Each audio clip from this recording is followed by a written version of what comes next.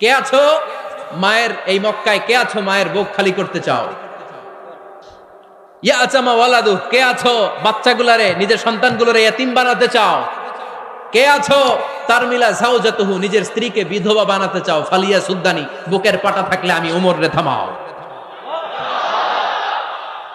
ফালিয়া সুদ্দানি, দেখি মক্কায় কার এত বড় বুকের পাটা? কে আছো মায়ের বুক খালি করতে চাও, সন্তান রে এতিম বানাতে চাও, স্ত্রীকে বিধবা বানাতে চাও? ফালিয়া সুদ্দানি, পারলে আমারে ঠেকাও। এই বলে উনি আল্লাহু আকবার, আল্লাহু আকবার, আল্লাহু আকবার বলে স্লোগান শুরু করে দিলেন। এক এক স্লোগানে মক্কার মরুজমিন থারথার করে কাঁপতে আরম্ভ করলো। এই মিছিল মক্কার কেউ দেয় নাই। মিছিলের আওয়াজ শুনে আবু জাহেল বাইরিস, উতবা বাইরিস, শাইবা, ওয়ালিদ ইবনে মুগিরা সব বের হয়েছে। কিরে, আমার এলাকায় এত বড় স্লোগান, কার এত সাহস? বের হয়ে দেখে মিছিলের সামনে ওমর।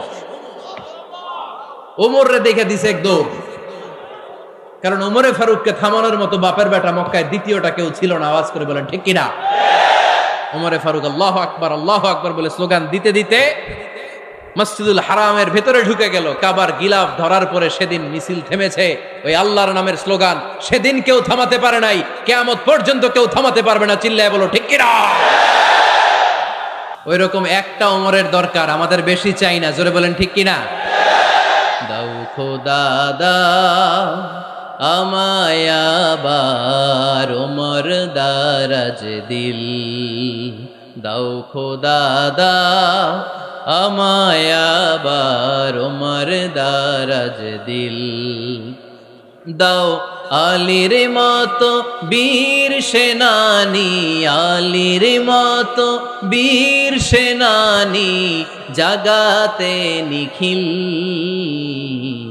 দাও খোদা দাও আমায় আবার ওমর দারাজ দিল। সুবহানাল্লাহ পড়েন। একটা ওমর লাগবে। চিল্লায় বলেন কয়টা? ওই ওমরের অপেক্ষায় বাংলাদেশ সহ গোটা মুসলিম উম্মাহ, ঠিক কিনা?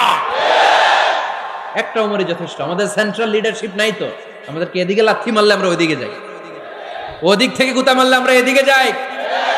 আমাদের রিপ্রেজেন্টেটিভ, আমাদের প্রতিনিধিত্ব করার মতো কোন কেন্দ্রীয় লিডারশিপ নেতৃবৃন্দ গোটা বিশ্বে নাই, ঠিক কিনা?